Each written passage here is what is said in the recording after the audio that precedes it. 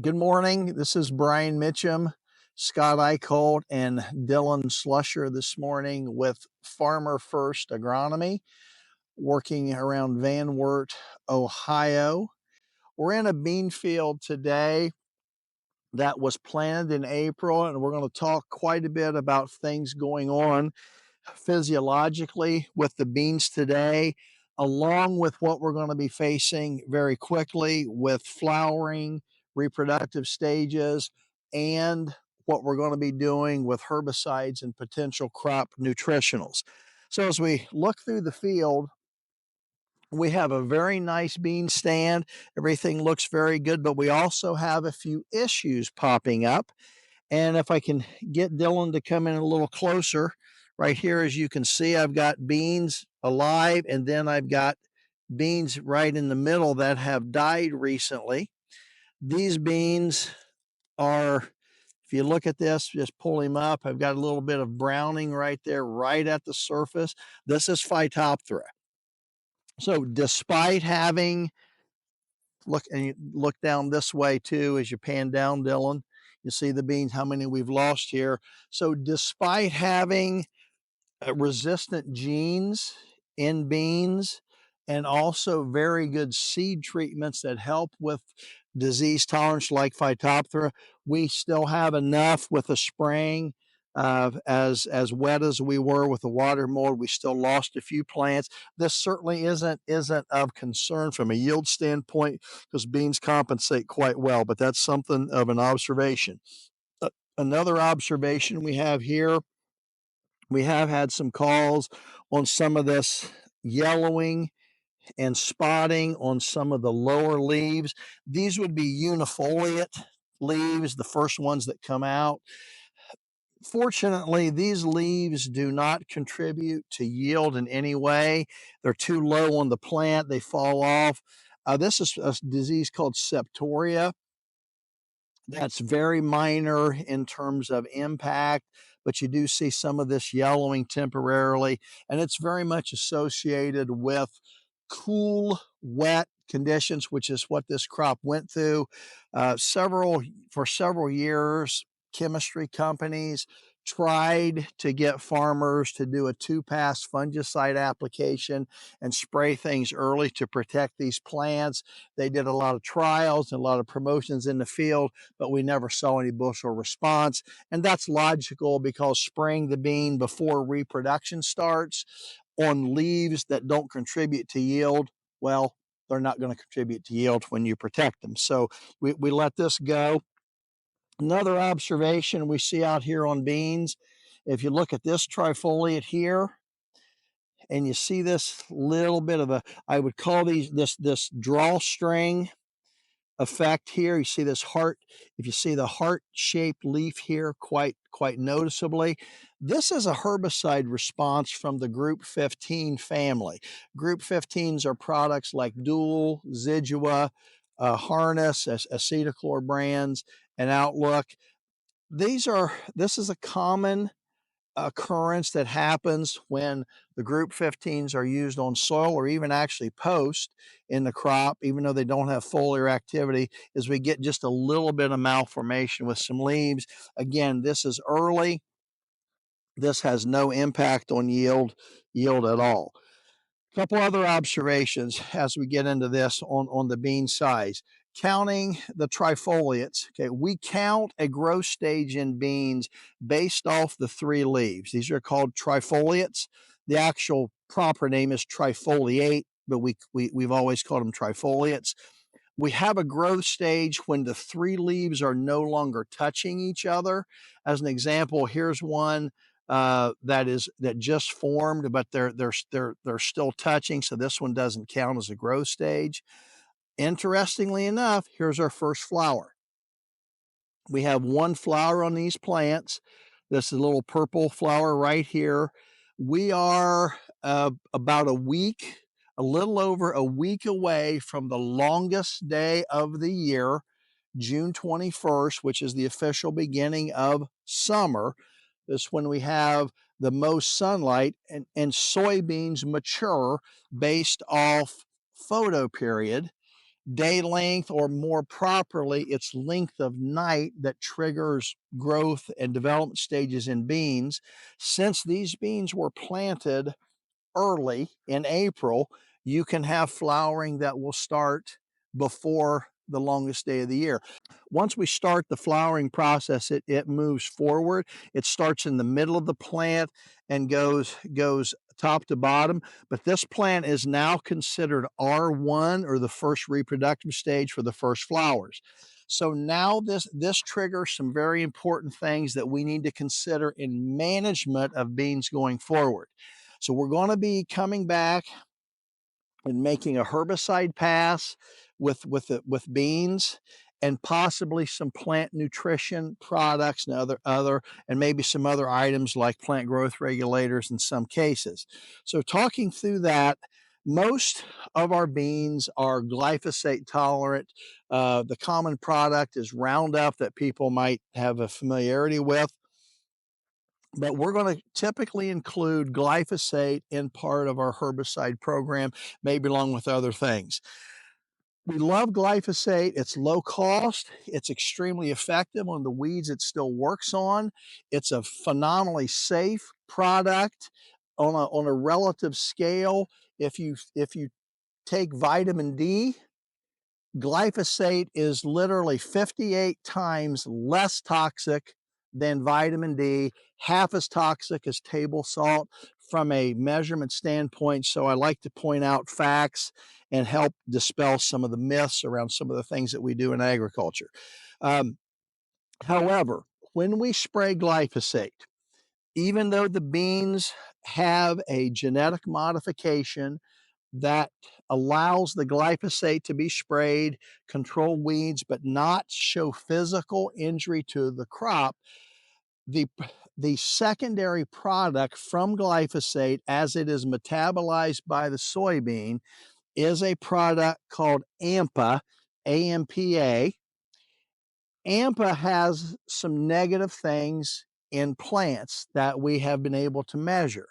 In a study done by the USDA about 15 years ago in a greenhouse setting, soybeans were compared with applications of the breakdown product AMPA, not glyphosate, but AMPA, and then they measured what happened to the beans within after that product was sprayed.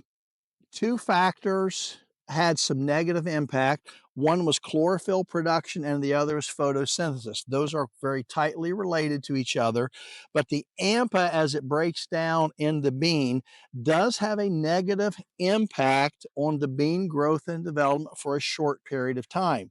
It typically peaks out 10 days to 14 days after application, then starts to diminish.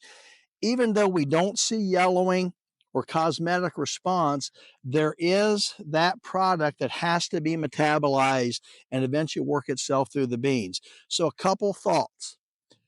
Number one, use the rate of glyphosate you need to kill weeds.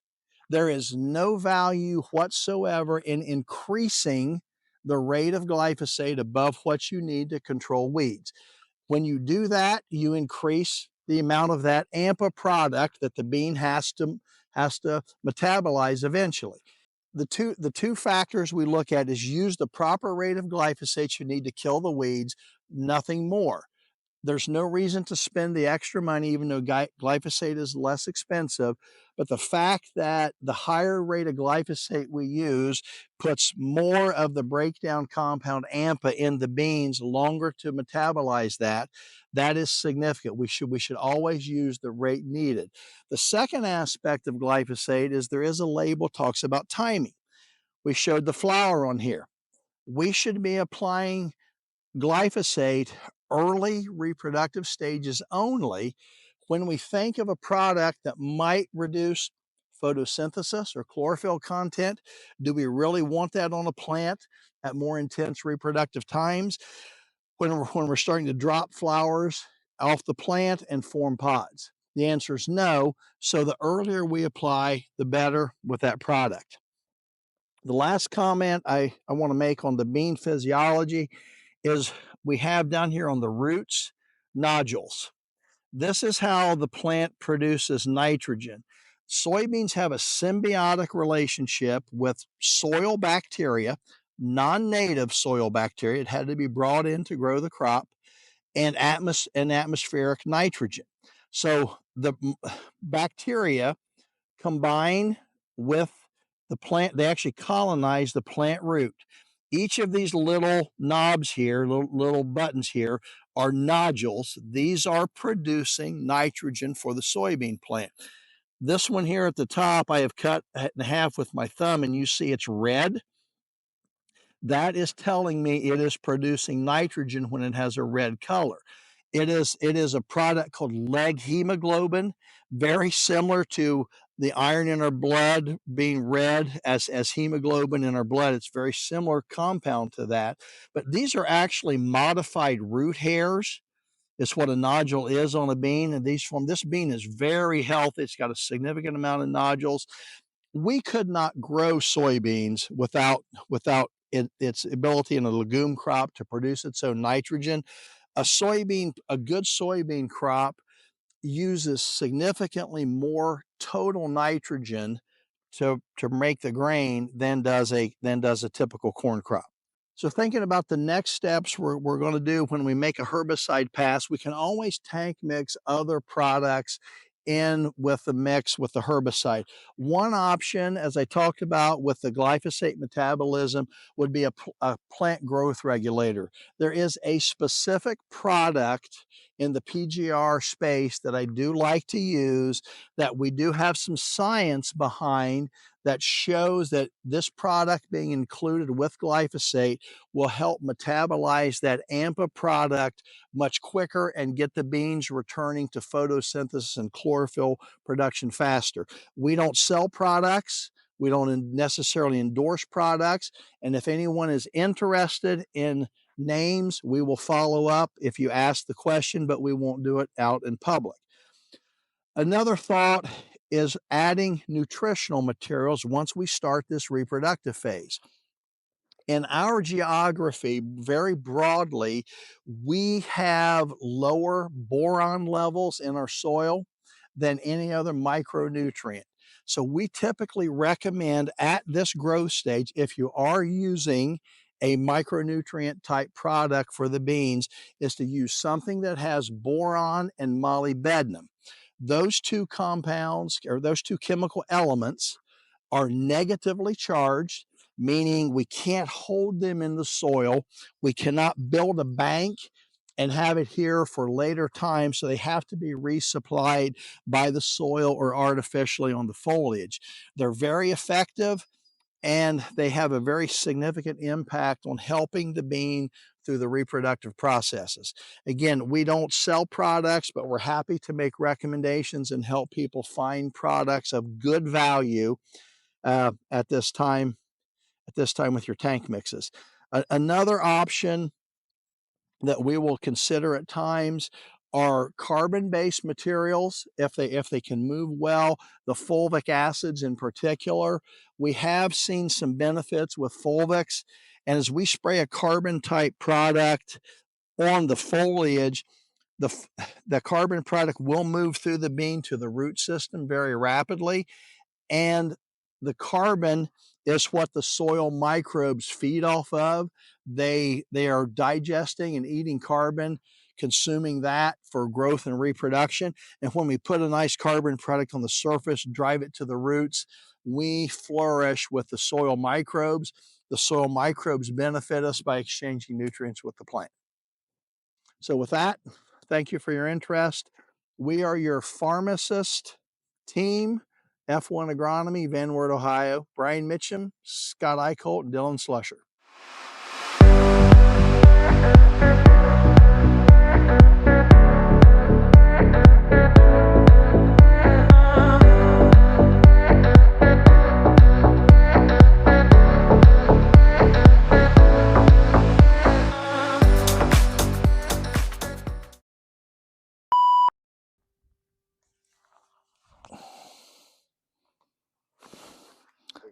I know that. Yep. Customer, client.